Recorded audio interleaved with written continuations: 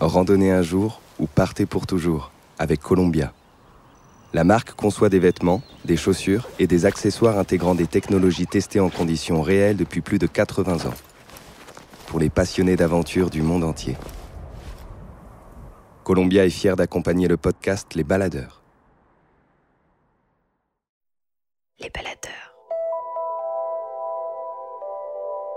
Récits d'aventure et de mésaventures en pleine nature. Un podcast du média Les Others. Rendez-vous sur notre site lesothers.com, lesothers.com, pour découvrir notre magazine papier, la carte méthode recto verso pour organiser vos aventures en France et tous nos autres formats.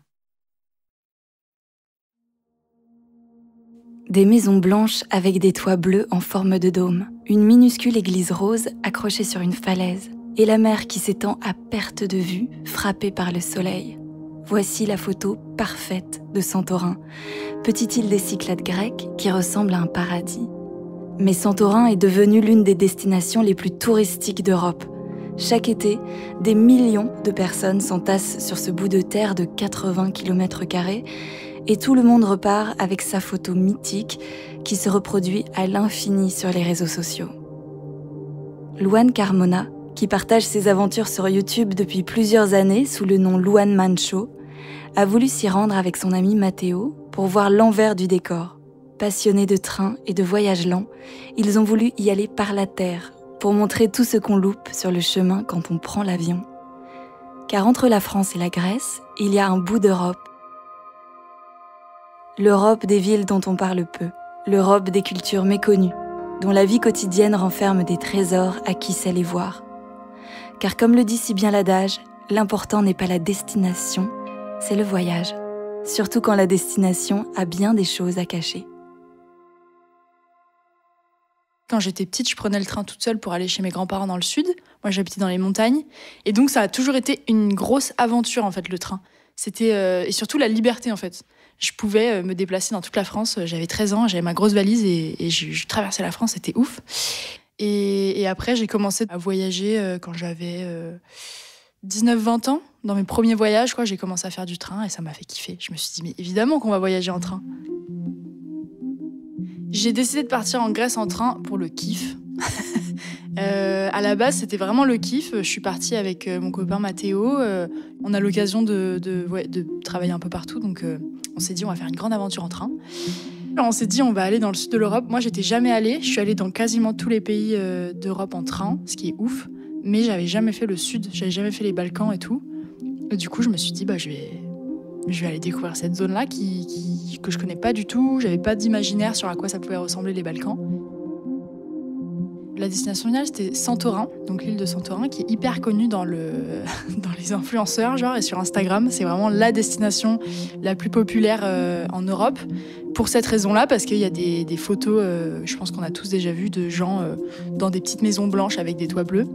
Et en gros, nous, l'idée, c'était de faire ce trajet-là sans avion pour montrer tout ce qu'on manque sur le chemin quand on y va en avion. Parce que nous, on aime bien prendre un peu le contre-pied de l'influence et de toutes ces modes qui me dépassent un peu personnellement. Donc l'idée, c'était de faire le voyage par la terre, de kiffer et de montrer qu'il y a plein d'autres choses qui peuvent être hyper stylées. On peut aller très vite en train. Déjà, on peut prendre des trains de nuit, donc tu dors, tu t'en rends pas compte. Et là, tu peux faire des grandes distances. Et surtout, il y a beaucoup de destinations qui sont quand même beaucoup plus accessibles en train qu'en avion. Et j'ai l'impression que les gens veulent pas trop se rendre compte de ça. Après, il y a aussi le prix qui joue, évidemment. Mais pour aller à l'aéroport, il faut y aller 2 heures à l'avance. Donc, certes, ton vol va peut-être durer 3-4 heures, mais ça te prend le double, en fait, puisqu'il faut y aller, c'est super cher, parce qu'il faut payer un taxi. Enfin, il y a plein de choses dont on se rend pas compte quand on prend l'avion, mais qui sont là, quoi. Donc, au final, le train, pour moi, je trouve que c'est vraiment accessible pour plein de destinations pratiques. Et surtout, en Europe, c'est hyper bien développé. L'Europe, tu peux être au bout de l'Europe en même pas 2 jours, c'est hyper pratique, quoi.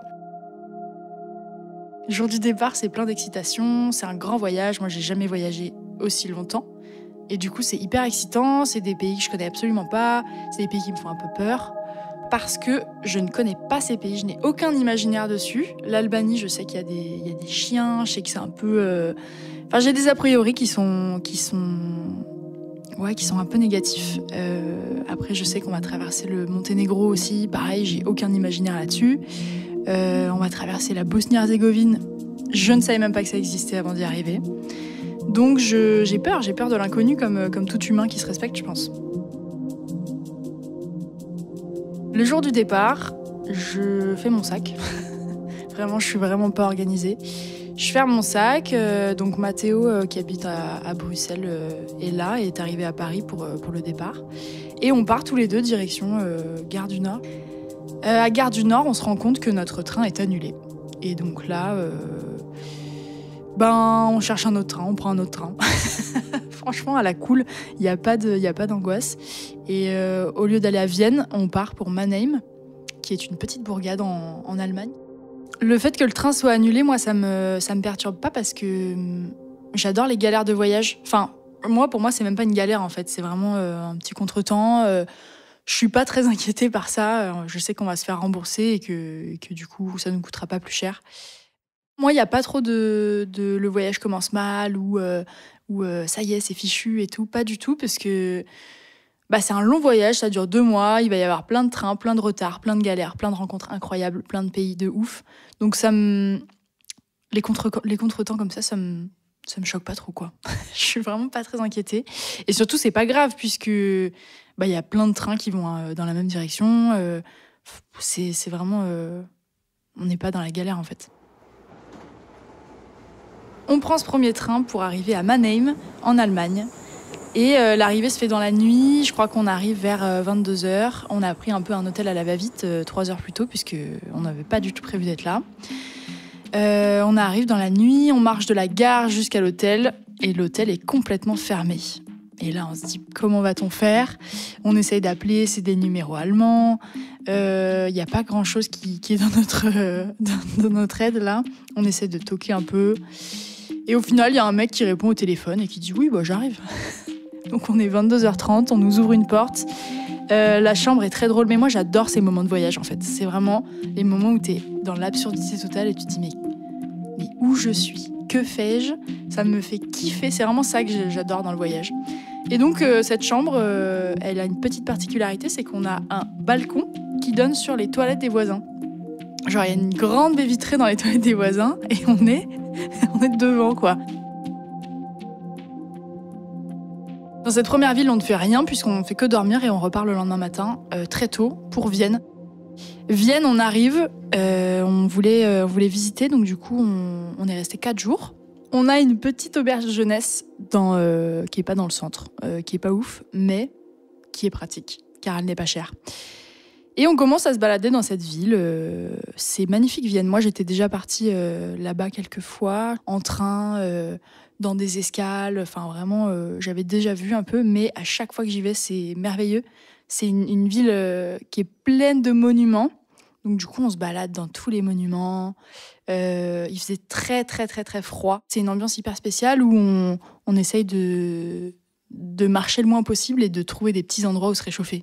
Donc du coup, c'est une visite marrante. Il y a des chevaux qui passent, parce que Vienne, c'est une ville où il y a plein de calèches. C'est un peu une ville, je sais pas, genre, c'est hyper imposant, c'est trop beau, quoi. Juste après Vienne, donc on s'embarque pour Zagreb. On arrive dans la nuit, et c'est un peu une ambiance... je sais pas, c'est chaleureux, c'est le sud, c'est la Croatie, c'est le nouveau pays qu'on connaît pas vraiment, donc moi je suis jamais allée à Zagreb, Mathéo non plus, je sais pas, c'est trop excitant, quoi. On a un petit appart dans le centre qui est trop chouette, et le lendemain on s'embarque directement pour découvrir cette ville qui est hyper marrante, puisqu'il y a plein de musées complètement absurdes à Zagreb. Il y a des panneaux dans toute la ville où il y a tous les noms des musées. Donc il y a les musées des champignons, les musées de la gueule de bois, le musée de la rupture. Donc nous on va visiter des musées, quoi. On se fait une grande culture à Zagreb. Et il y a des beaux couchers de soleil tout en haut de la ville. C'est vraiment une chouette ville. C'est l'aventure douce. C'est le début de l'aventure douce. Et ensuite on va à Split. Et là pareil, c'est Bah, c'est l'aventure douce à son paroxysme. On arrive, la gare, elle est sur l'eau, genre carrément. On est, je sais pas, peut-être à 20 mètres de l'eau, quoi, de la mer. C'est ouf. Et on a un appart, pareil, sur la mer, parce que toute la ville est sur la mer, donc c'est pas très difficile d'avoir un appart avec vue sur la mer. Et là, c'est une petite ville pleine de remparts, pleine de pavés. C'est tout blanc, c'est trop joli. Et c'est un endroit super touristique. Ça ressemble un peu à Game of Thrones, l'ambiance. Et c'est super touristique en règle générale. Il y a vraiment la foule, quoi. C'est les villes connues comme ça. Et nous, on arrive en janvier. Alors, il y a le déluge toutes les 2 heures à peu près. Mais dans les moments de soleil, on visite cet endroit magnifique. Et on l'a pour nous tout seuls. J'ai l'impression d'être dans Assassin's Creed. Et d'être, je sais pas, dans le décor toute seule, quoi. Là, après Split, je reçois le message d'une abonnée qui me dit « J'habite à Mostar, en Bosnie-Herzégovine. Venez squatter si vous voulez, j'ai une chambre. » Donc c'est complètement absurde. Moi, j'aime bien ce genre de rencontre. La meuf a l'air trop sympa. Je lui dis « On débarque vendredi. » Charlotte, on arrive. Et du coup, on s'embarque, on prend un bus, puisqu'il n'y a pas de train. À partir de là, il n'y a plus de train, c'est un peu compliqué. Il y a un train en Bosnie-Herzégovine qui relie les 2 grandes villes, mais sinon, il n'y a plus de train. Et on est guidé par un message. On a échangé 3 messages avec cette meuf. Bon, bah ok, super. Rendez-vous à la gare de l'Est de Mostar. Bon, et en fait, elle m'envoie une phrase qui m'inquiète un peu. C'est qu'elle me dit normalement, à cette période, vous galérerez pas trop à la frontière.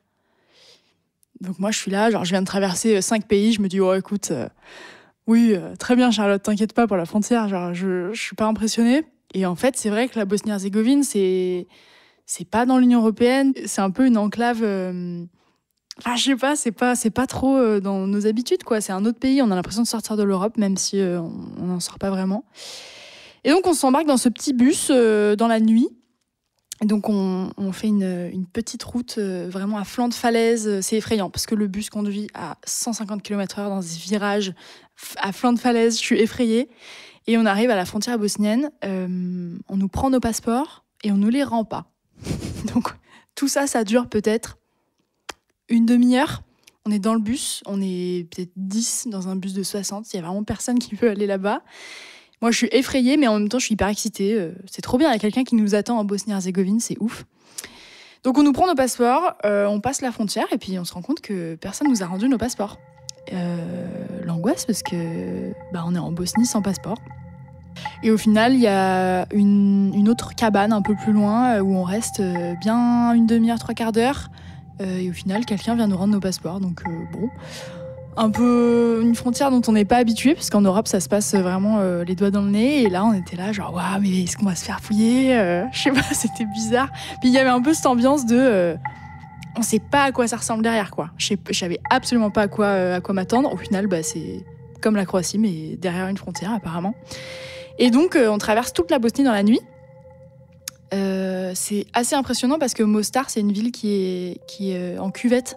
Et on arrive par derrière une montagne. Donc, une fois qu'on est en haut de la montagne, on a vu sur tout Mostar. Et c'est incroyable.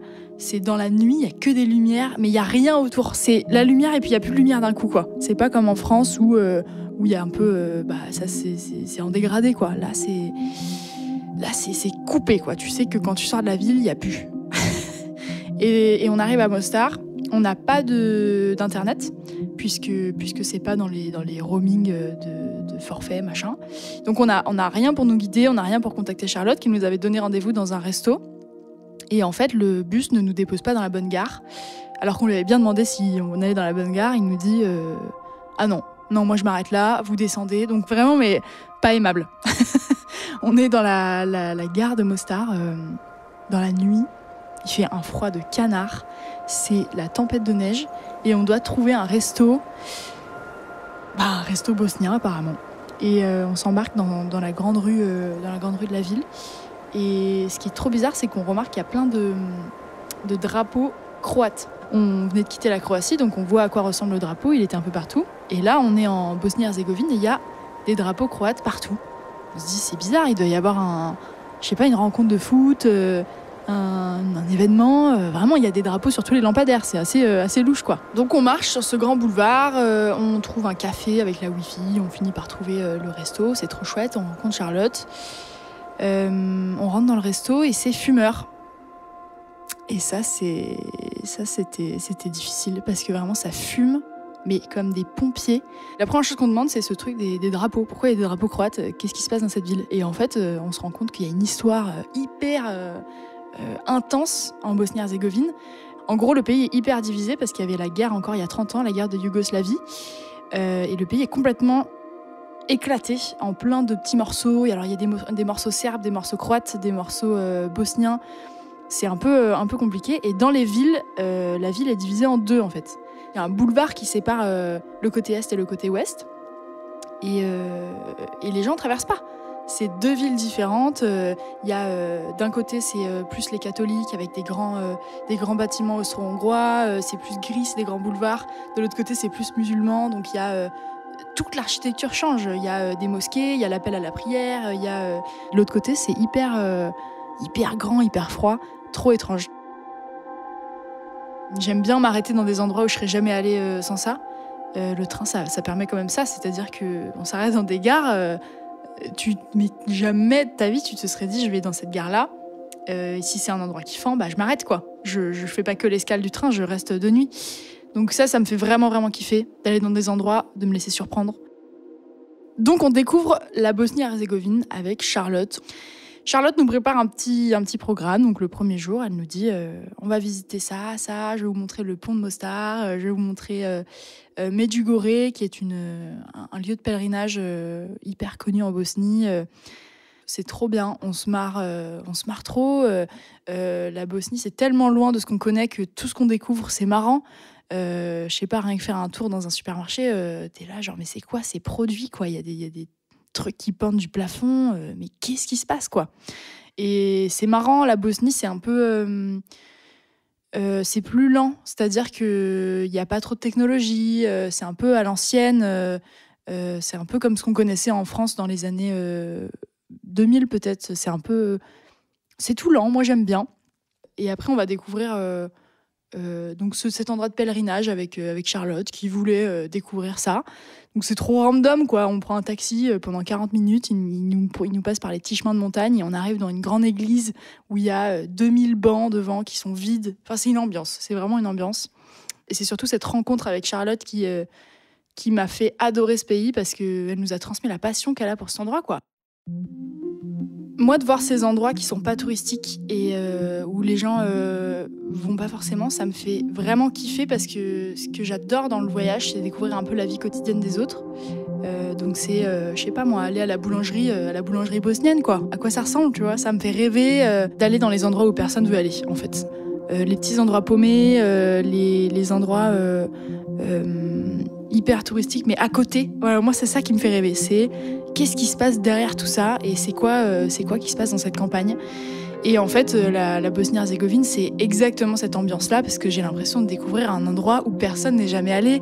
Je me sens comme une exploratrice, en fait. Genre, c'est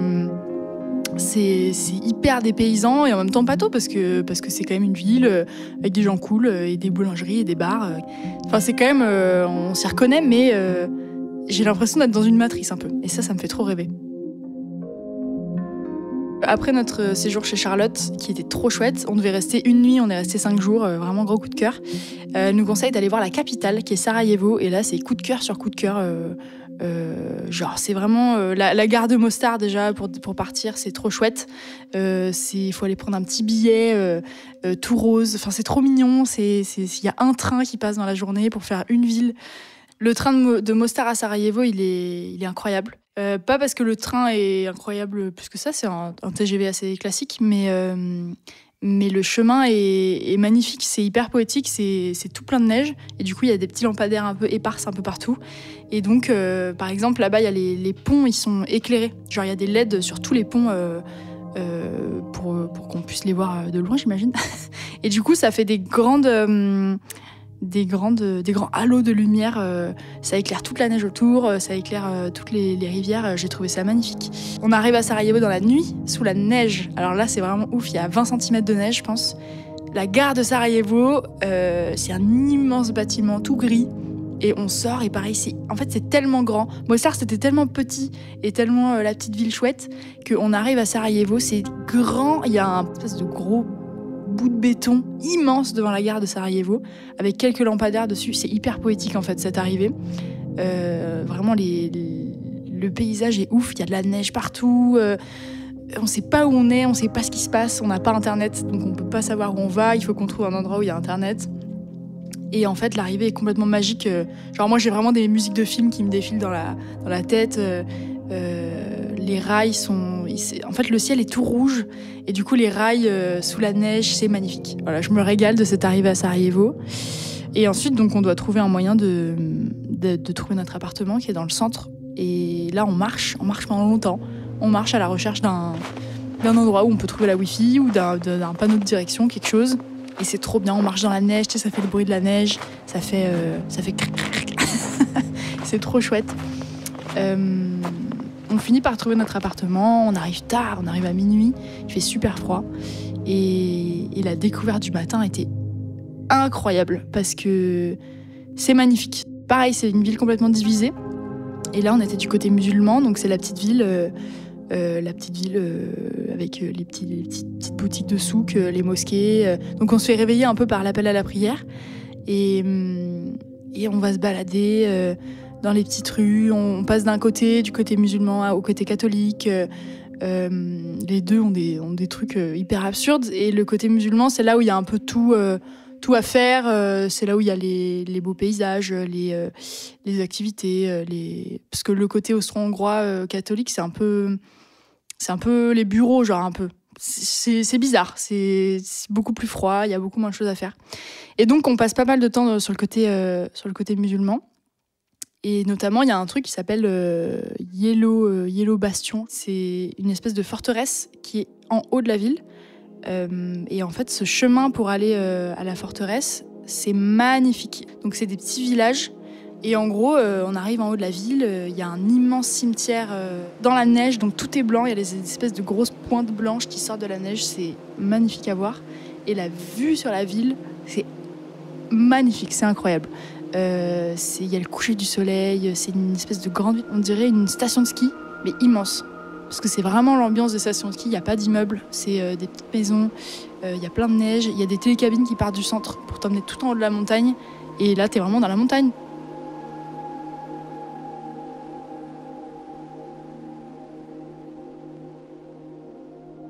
Quand j'ai dit à ma mère que j'allais à Sarajevo, elle m'a envoyé des documentaires sur la guerre de Yougoslavie et des emojis peur. Mais moi, c'est vrai que j'avais pas du tout cet imaginaire parce que franchement, la guerre de Yougoslavie, j'en ai jamais entendu parler. Et du coup, les pays qui en découlent, absolument pas non plus. J'avais aucun imaginaire sur la Bosnie. Je pouvais même pas m'imaginer à quoi ça pouvait ressembler. Donc en fait, j'avais cette peur parce que je connaissais pas, mais en même temps, j'avais pas la peur de la guerre ou la peur de trouver des trucs détruits ou la peur de... Enfin, j'imaginais pas ça, quoi. Et en fait, c'est pas ce que j'ai trouvé à Mostar, beaucoup plus. À Mostar, c'est vrai qu'il y avait une ambiance un peu de guerre omniprésente, puisqu'il y avait plein d'immeubles détruits, plein de vestiges. Enfin, alors Mostar, ouais, c'était un peu plus sordide quand même. Mais Sarajevo, la capitale, pas du tout. À part ces grands cimetières qui étaient quand même un peu imposants, on n'aurait pas dit qu'il y avait la guerre il y a 30 ans, quoi. Donc à partir de là, on trace, on va jusqu'au Monténégro, on traverse l'Albanie, et on arrive en Grèce après 11 heures de bus de Tirana, la capitale de l'Albanie. On arrive à Thessalonique, en Grèce, et là on est trop contents. Franchement, c'est incroyable cette arrivée parce que ça fait 1 mois qu'on voyage pour découvrir ce pays, et on y arrive enfin. Que va-t-on faire en Grèce ? On ne sait pas, on n'a pas de plan, on ne sait pas où on va, on sait juste qu'on veut aller à Santorin, mais on a 1 mois de vadrouille, donc en gros on a grave le temps d'y arriver. Et la première chose qu'on fait, c'est d'aller manger une pita. C'est des espèces de gros pains avec tomates, oignons, salade, halloumi, c'est du fromage grec, c'est incroyable. On nous a recommandé de manger ce truc-là, il paraît que c'est trop bien, et en effet, on en a mangé tous les jours. Thessalonique, c'est tout doux, c'est au bord de l'eau, c'est les salades grecques. C'est fou, mais c'est hyper cliché, mais il y en a partout, et c'est trop bien. C'est hyper agréable de manger des salades, enfin, après 1 mois de voyage, où globalement, en voyage, on mange pas trop bien. Et du coup, là, c'est trop bien, c'est hyper accessible. Thessalonique, c'est tout doux. Il y a pareil, on monte tout en haut de la ville parce que c'est un peu notre truc à faire, de monter sur le point le plus haut. On voit des beaux couchers de soleil. C'est la vie de la Grèce quoi, qui commence. C'est enveloppant, c'est chaleureux. Et après, on reprend le train pour la première fois parce qu'il n'y avait plus de train dans les Balkans, donc on a pris beaucoup de bus. Donc on va directement dans les météores au centre du pays. C'est des grandes montagnes en érosion, des gros rochers qui sortent de la terre. C'est incroyable. On nous a beaucoup recommandé d'aller voir ça. On n'avait pas du tout prévu, mais on s'est arrêté dans cet endroit-là. C'est des grandes randonnées où il y a des monastères en haut des petites montagnes à flanc de falaise. Et là, on reste 2 jours. Et ensuite, on part dans notre première destination finale, qui est Athènes, parce qu'on s'était dit, le but, c'est quand même de faire Paris-Athènes en train. L'arrivée est ouf, parce que on arrive en train déjà. On est trop contents, quoi. C'est hyper chouette de découvrir Athènes. Il y a plein d'ambiances différentes. Chaque quartier, c'est vraiment ouf. C'est complètement différent d'un côté ou de l'autre. Athènes, on reste 1 semaine. On se repose de notre grand voyage. On fait plein de trucs, notamment les grandes visites de touristes, l'Acropole. On mange des pitas, on se régale. Et ensuite, c'est l'heure de la destination finale. La finale, c'est Santorin. Donc l'île de Santorin, qui est à 7 heures de ferry de Athènes. C'est une arrivée incroyable. T'es sur le pont du bateau, tu vois Santorin. Ça fait 1 mois et demi qu'on voyage pour trouver cet endroit-là. Donc c'est magique. On débarque sur Santorin et en fait, c'est hyper surprenant parce que moi, je m'attendais à trouver une île avec une ville blanche, Santorin. Voilà, c'était ça ce que j'avais comme idée, puisque j'avais vu que des photos sur Instagram d'un endroit blanc, une île, quoi. Et en fait, Santorin, c'est un archipel d'îles. Et en fait, c'est magnifique. Il y a des grands champs, c'est une île avec des champs. Enfin, j'avais jamais vu ça, quoi. On débarque dans la première ville qui s'appelle Fira. Et on pensait que c'était là la photo des influenceurs. C'est pour ça qu'on a pris... on voulait rester quelques jours là pour découvrir un peu la ville et pour faire cette photo d'influenceurs. Et on se rend compte que c'est pas là, puisqu'il y a d'autres villes. Et la photo d'influenceur qu'on voulait faire, pour se moquer un peu de tout ça, elle était dans une autre ville. Donc, on a décidé de marcher 10 km à pied à travers Santorin. La photo d'influenceur, c'est des petits escaliers blancs. Et derrière, il y a 2 églises blanches avec le dôme bleu et la mer tout au fond. Donc, c'est un beau plan. Mais c'est vrai que sur place, c'est nulos. Parce qu'il y a des règles. Il y a des règles où tu peux pas rester plus de 5 minutes. Il y a la queue et tout. Il y a plein de règles en disant montez pas sur les toits, faites pas de bruit. Il y a des gens qui habitent là. On sent vraiment que ça embête pas mal le tourisme, les habitants de cette île. C'est une photo d'Instagram parmi tant d'autres parce que c'est joli. En vrai, c'est joli. C'est un joli cadre. Mais est-ce que je ferais 4000 km en avion et je ferais 1 heure de queue pour faire une photo Instagram? Non. L'envers du décor de Santorin, il est effrayant. La ville est magnifique. Enfin, l'île même est magnifique. C'est des couchers de soleil extraordinaires. Nous, on était en janvier, donc on était vraiment tout seuls. Il n'y avait que les habitants locaux et les ouvriers. Donc c'est magnifique. C'est vraiment tout blanc, tout bleu. C'est incroyable. Il y a de la nature trop chouette. Sauf qu'en fait, ces choses magnifiques sont bouffées par le tourisme de masse. Ça se voit, en fait. Et je m'attendais pas du tout à cet aspect touristique parce que on nous fait croire que ça n'est pas là sur les photos Instagram et tout. On dirait juste une petite cave seule au milieu de l'île. C'est pas du tout vrai. C'est bondé en fait. Tu peux pas marcher sur l'île. Pour voir le coucher du soleil, t'es sur une toute petite rue bondée. L'île manque d'eau et il y a pas d'eau potable et pourtant il y a des piscines absolument partout, des jacuzzis absolument partout. C'est assez choquant, en fait. C'est assez choquant de découvrir tout ça. On croise que des ouvriers qui construisent des trucs pour les touristes l'été, quoi. Il y a des hôtels qui sortent de terre à tous les coins de rue. Il y a des chantiers partout. Il y a des ouvriers qui repeignent toutes les maisons qui sont déjà blanches, mais ils les repeignent pour que ça soit sans égratignure sur les photos Instagram, quoi. Pour que ça soit vraiment impeccable. Il y a des jacuzzis devant chaque porte. C'est assez effrayant à voir. Donc des jacuzzis qui marchent en plein hiver, il n'y a personne, mais pour pas que ça moisisse, il faut que ça remoue, quoi. Donc en fait, c'est une ambiance de Disneyland. J'ai l'impression de ne pas avoir le droit d'être là. Y a, je sais pas, c'est tout en travaux. Parfois, il y a une porte et derrière la porte, c'est un terrain vague. C'est tout construit en carton-pâte, on dirait un peu The Truman Show.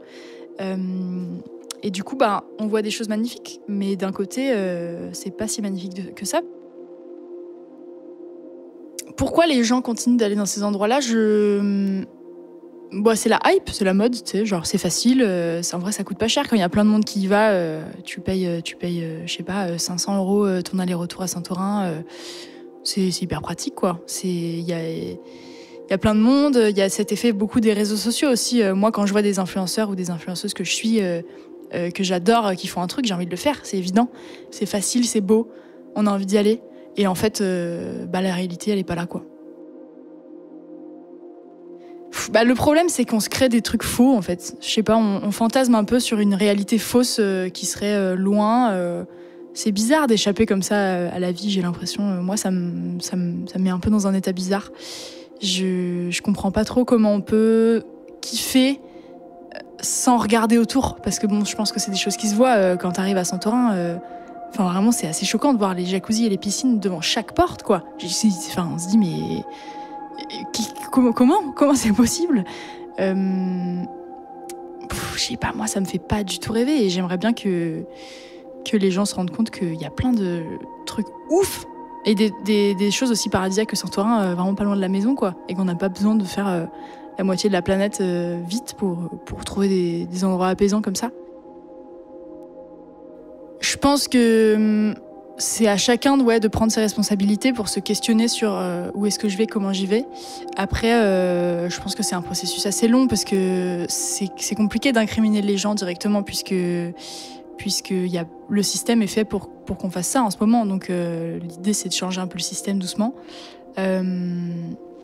Parce que on peut pas dire aux gens n'allez pas en vacances une semaine dans un endroit paradisiaque où c'est pas cher et pratique.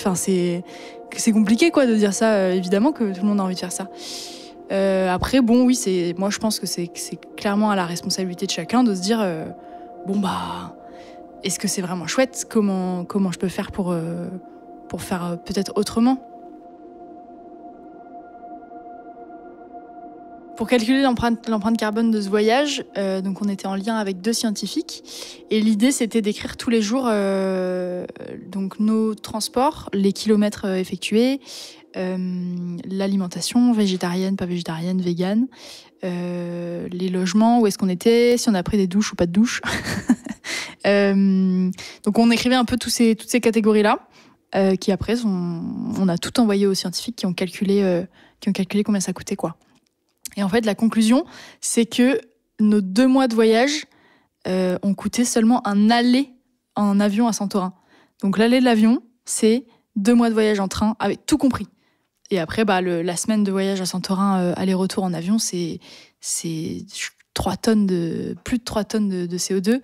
Alors que le voyage, les 2 mois de voyage en train, c'était moins de 2 tonnes. Donc c'est quand même assez énorme comme différence. Et c'était chouette de voir cet impact. C'était cool de voir que vraiment les choix qu'on fait, ça a un impact important, quoi. L'avenir de ces endroits-là, un peu hyper famous sur Instagram, comme il y a Santorin, il y a Bali, il y a... Je vois pas trop comment ça peut continuer, en fait. Enfin, je vois comment ça peut continuer, parce que ça continue et ça va sans doute continuer. Mais je vois pas le sens. Je comprends la hype à un moment donné, mais là... on est dans un monde où faudrait qu'on arrête de se hyper sur des endroits qui sont faux et qui sont environnementalement parlant pas ouf. Je sais pas comment je vois ces avenirs-là. J'espère qu'on va changer nos imaginaires de voyage et qu'on va trouver d'autres endroits cool un peu partout et qu'on va les apprécier pour ce qu'ils ont et pas pour ce qu'on construit là-bas, quoi. Je pense qu'on peut espérer sortir de ces effets de masse-là qui ont été un peu donnés par les réseaux sociaux grâce aux réseaux sociaux, genre. Parce que justement, c'est en montrant d'autres choses et c'est en montrant que finalement, les choses comme ça, c'est pas ouf, qu'on arrive à changer les imaginaires de voyage, quoi. Ça a toujours marché comme ça. D'un coup, c'est la mode d'un truc et puis quelqu'un d'autre montre autre chose et fait autre chose et ça change, quoi. Je pense qu'on arrive à donner envie aux gens d'aller voir moins loin en leur montrant. Moi, c'est vraiment ce que je fais sur mes réseaux, c'est de montrer des endroits paradisiaques. Donc en fait, moi, je pense que l'important, c'est de montrer aux gens qu'il existe d'autres trucs et que c'est pas ouf d'aller là où tout le monde va, parce qu'il y a forcément une réalité qui est pas ouf derrière, quoi.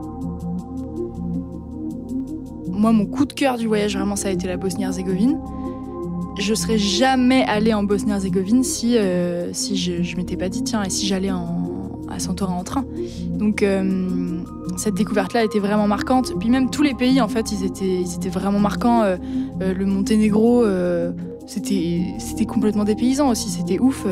L'Albanie, j'ai moins aimé parce qu'il y avait des chiens et j'ai peur des chiens, mais c'est un pays incroyable aussi. Enfin, c'est vraiment des endroits où j'avais pas d'imaginaire et je suis trop contente de m'être créé un imaginaire en les traversant. Donc ouais, le chemin est vraiment hyper important. Après, il y a des manières de le faire plus simplement que moi j'ai fait. Moi, j'ai pris 1 mois pour le faire parce que j'avais envie de m'arrêter partout, parce que j'avais envie de passer par des pays où il n'y a pas trop de trains et qu'il y a plus de bus, donc c'est plus lent.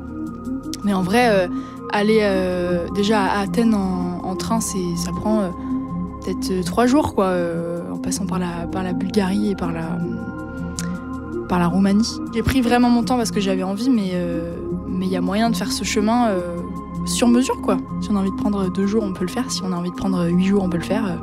Tout est possible. Tout est possible dans le voyage en train. Pour rentrer de Grèce, Louane et Mathéo ont fait le retour par un autre itinéraire. Pour découvrir les vidéos de leurs aventures, rendez-vous sur la chaîne YouTube de Louane, Louane Mancho. Merci à elle de nous avoir raconté son histoire et merci à vous de l'avoir écoutée. Cet épisode a été réalisé par Thomas Fir, assisté par Nicolas Alberti. Le récit a été présenté par Clément Saccard, la musique est composée par Nicolas Deferrand, avec une musique additionnelle de Michael Boga. C'est Chloé Wibo qui s'est assurée du montage et Antoine Martin du studio Crispy Records du mixage. À bientôt!